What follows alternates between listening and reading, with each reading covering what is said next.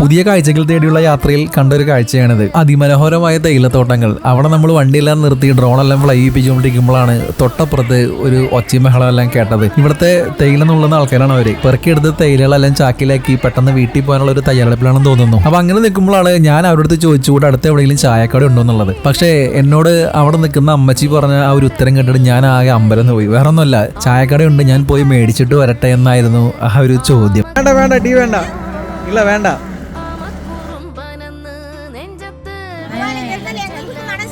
അയ്യോ അതല്ല ഒന്നുമില്ല, അവൻ സുമ്മാ കേട്ടോ കേട്ടെ.